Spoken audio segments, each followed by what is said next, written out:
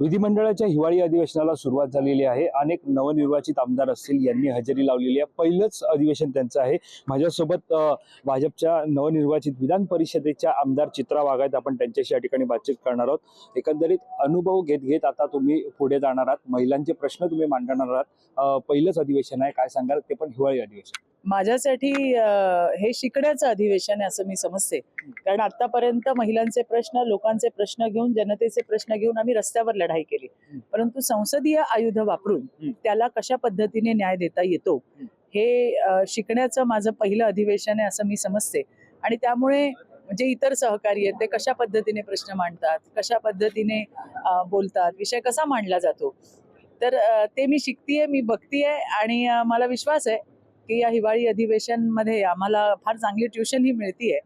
येणाऱ्या दिवसात मार्चचं जे पहिलं अधिवेशन असेल मुंबईमध्ये, तिथून आमच्या कामाची चांगल्या पद्धतीने सुरुवात होईल। जरी हे अधिवेशन शिक्षणाचं असलं, तुम्ही म्हणत असले की अनुभवाचं असलं, तरी कुठेतरी चित्रा वाघ म्हटलं तर कणखर आवाज भाजपचा होता, महिलांचा आवाज होता, रस्त्यावरती पाहायला मिळत होता। आता सभागृहातही तो गाजणार आहे, त्यामुळे निश्चितच विरोधकांना जास्ती बसली आहे। विरोधकांचं मला माहित नाही, परंतु हे मात्र नक्की आवाज बुलंद होता आहे आणि राहील।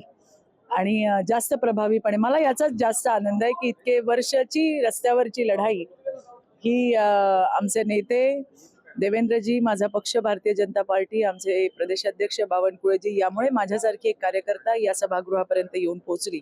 मला माझ्या जबाबदारींची पूर्ण जाणीव आहे आणि त्यामुळे येणाऱ्या दिवसामध्ये हा लढा आणखीन चांगल्या पद्धतीने लढता येईल आणि न्याय मिळेल, ज्याच्यासाठी आम्ही काम करतोय। ज्यावेळेला बोलायला मिळेल, ज्यावेळेला प्रश्न मांडायला मिळेल, कोणता पहिला प्रश्न असेल तुमच्या हातून जो सोडवला गेला पाहिजे?